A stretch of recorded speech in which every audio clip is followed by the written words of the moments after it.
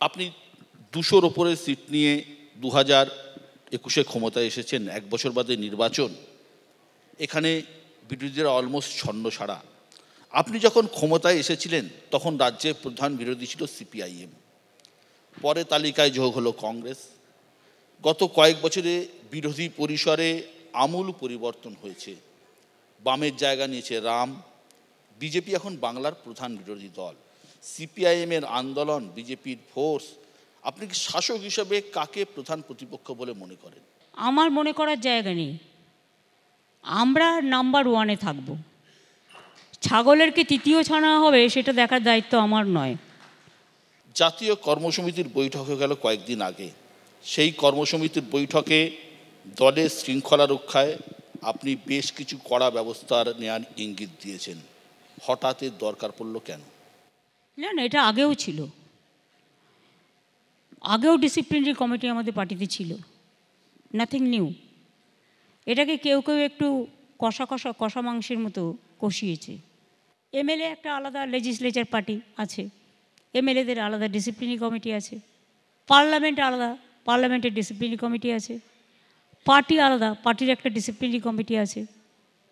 সুতরাং কেউ যদি অন্যায় করে, কেউ যদি ইনডিসিপ্লিন কাজ করে, শৃঙ্খলা তো সকলের জীবনেই একটা বড়, বলতে পারেন, রক্ষা কবচ।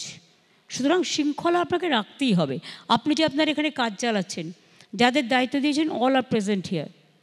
আপনি কি পারবেন আপনার দায়িত্বটা কেউ কেড়ে নিয়ে আপনি বলবেন আর একরকম গাইড করে করতে?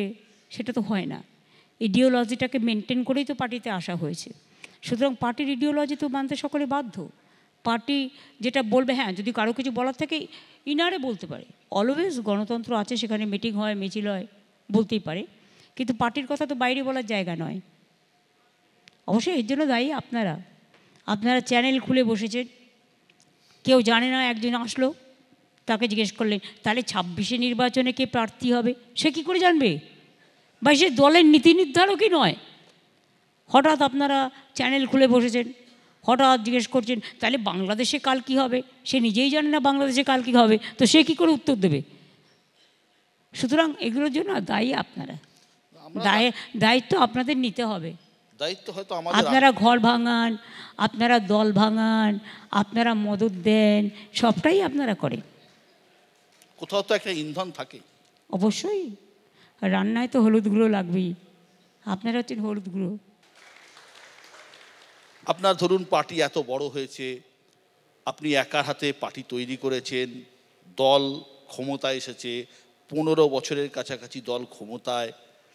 দিল্লি একটা বড়, এই 15 হয়নি, 13 হয়েছে। 13। দিল্লিতে আপনাদের সাংসদ সংখ্যা অনেক, লোকসভা রাজ্যসভা মিলিয়ে দ্বিতীয় বৃহত্তম বলতে গেলে চলে, কংগ্রেসের পরে। আপনার পশ্চিমবঙ্গের 200-র ওপর এমএলএ, অনেক বড় দল, নানা 200-র ওপর না, 230। হ্যাঁ, বেশি হবে তো কম হবে। নানা কথা, নানা বার্তা। দিল্লিতেও আপনি একটা শৃঙ্খলা রক্ষা কমিটি করেছেন সাংসদদের, এদিকে পশ্চিমবঙ্গ একটা করলেন বিধানসভায়। খবর কাগজে আমি কিন্তু কোথাও নেই।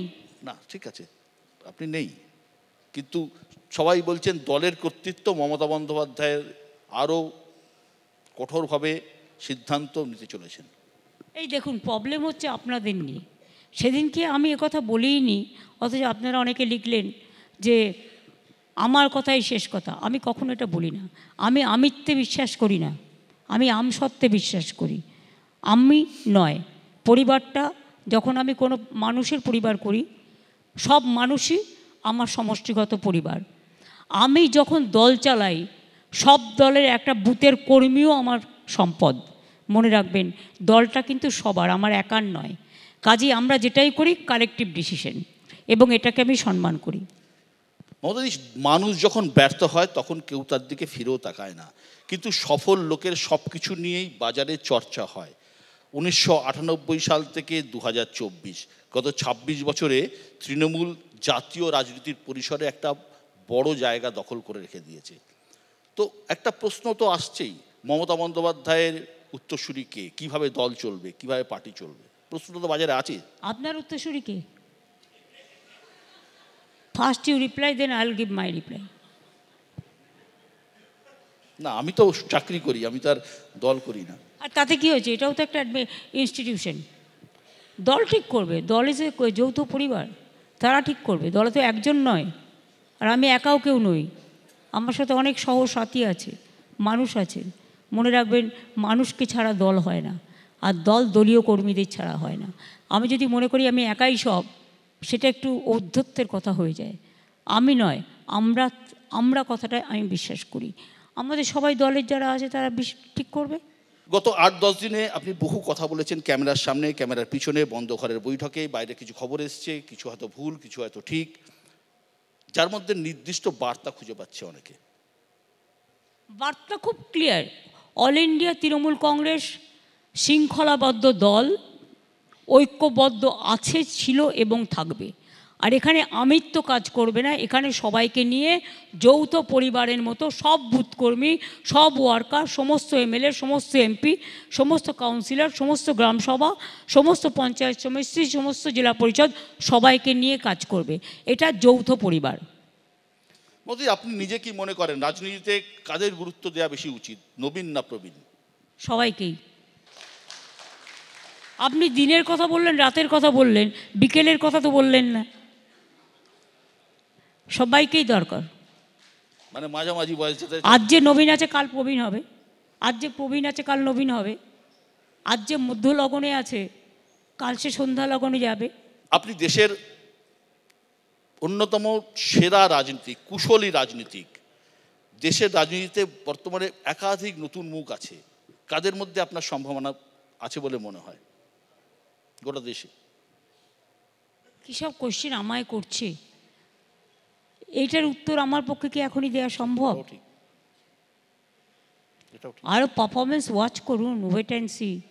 এত তাড়াতাড়ি সব কিছুর উত্তর হয় না, চাটনি বানাতে গেলে একটু টাইম লাগে। দিদি, একটা বিষয়, বড় নাম যে আপনার হয়ে 2021 সালে কাজ করেছে, যিনি ভোটের ময়দানে বিভিন্ন রাজনৈতিক দলের হয়ে রণকৌশল তৈরির কাজ করেন, তিনি দল করেছেন নিজের পার্টি জনসুরাজ। বিহার উপনির্বাচনে প্রার্থী দিয়েছিলেন, 4টি আসনের মধ্যে 4টিতেই হেরেছেন, 3টিতে জামানত জব্দ হয়েছে। আপনি কি মনে করেন একজন ভোট কুশলী হলে তার নিজের হাল এরম হলো কেন, দলের হাল? সে ভোট কুশলী বলে সে ভাবলো কি করেছে তার কথায় লোকে ভোট দেবে? ভোটটা আলাদা আর সার্ভেটা আলাদা। সুতরাং সে ভোট কুশলী, তাহলে নিজেকে জেতাতে পারলো না কেন? সুতরাং ওসব আমায় বলবেন না। কিছু আছে তারা সার্ভে করে, আর সার্ভে আবার একদিন পর পর চেঞ্জও হয়ে যায়। আপনারাও তো অনেক সময় সার্ভে রিপোর্ট দেন, এটা মেলেই না।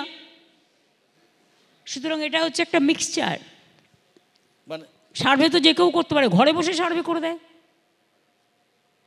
ঘরে বসে সার্ভে করে বলে দেয় এই হচ্ছে। আপনারাও তো আমাদের বলেছিলেন আমরা 13টা সিট পাবো পার্লামেন্ট ইলেকশানে, কিন্তু সেখানে আমরা 3-4টে সিটে খুব অল্প ভোটে 3000 ভোট থেকে 5000-এর মধ্যে হেরেছি। রিকাউন্টিং চেয়েছিলাম, দেয়নি, কিন্তু আমরা 29টা পেয়েছি। Thank you for not giving us so many numbers. আচ্ছা, এই যে এজেন্সিগুলো ভোট ম্যানেজমেন্টের কাজ করে, ভোটের সাফল্য সত্যি বলুন তো এদের ভূমিকা কতটা? এরা সার্ভেটা করতে পারে, হয়তো কিছু সার্ভে করলো, 100-র মধ্যে 10টা বাড়িতে গিয়ে সার্ভে করলো, তার জন্য তারা মাইনে পায়, টাকা পায়। তাতে কি কিছু হয়? দেখুন, অ্যাকচুয়াল ভোট করে বুথ কর্মীরা, যারা বুথ এজেন্ট হয়ে বসে, যারা বুথে নিত্য নৈমিত্তিক কাজ করে, যারা গ্রামটাকে চেনে, এলাকাটাকে চেনে, মানুষটাকে চেনে, এরা বড়জোর আপনাকে একটা সাজিয়ে দিতে পারে। যেমন যখন বিয়ে হয়, মেয়েকে তো সাজাতে হয়, কাকে কিভাবে সাজালে ভালো লাগবে সাজাতে পারে ওরা, কিন্তু মেয়েটা আনতে পারে না। মেয়েটা কিন্তু মেয়েটাকেই হতে হয়, যার সাথে ছেলের বিয়ে হবে, মেয়ের বিয়ে হবে, নিজেরা ঠিক করে নেয় বা বাড়ির লোক ঠিক করে দেয়। সেরকম ধরে রাখুন, একটা কলা কুশলী কাজ করে, তার বিনিময়ে অর্থ পায়। এরা সেরকমই একটা কলা কুশলী, সার্ভে করে, তার বিনিময়ে অর্থ পায়, বিনা পয়সায় তো করে না। আর তাদের সব কিছু যে ঠিক হয় সেটাও নয়। ভোটে জেতানোর ক্ষমতা এদের নেই। অবশ্যই নয়। 2026-এর নির্বাচন আসছে, আপনি দলকে ইতিমধ্যেই তৈরি থাকতে বলেছেন, বিধানসভায় মিটিং করেছেন এবং এই যে এজেন্সিগুলো, ভোট এজেন্সিগুলো, তাদের সম্বন্ধে বলছেন যে এই তোমাদের নিজেদের আরও স্ট্রং হতে হবে, বুথে বুথে যেতে হবে, সাধারণ মানুষের সাথে যোগাযোগ বাড়াতে হবে, প্যাকদের উপর নির্ভর করে চলবে না। আপনারা ব্যাকপ্যাকের উপর নির্ভর করেন। আমি প্যাক বলেছি, মানে হাঁস তো প্যাক করে। আমি তো কত গ্রামে গঞ্জে ঘুরেছি। আগে আমি দেখতাম হাঁসের যে মাটির ঘরটা আছে, ছোট্ট একটা জায়গা কাটা থাকতো, সেখানে হাঁস থাকতো, মুরগি থাকতো। প্যাক তো হাঁস করে। আপনি প্যাক করছেন কেন? না, আমাদের ব্যাকপ্যাক লাগে সত্যি, আমাদের ব্যাকপ্যাক ছাড়া কোনো কাজ। ব্যাকপ্যাক, আমি বলেছি প্যাক। হ্যাঁ।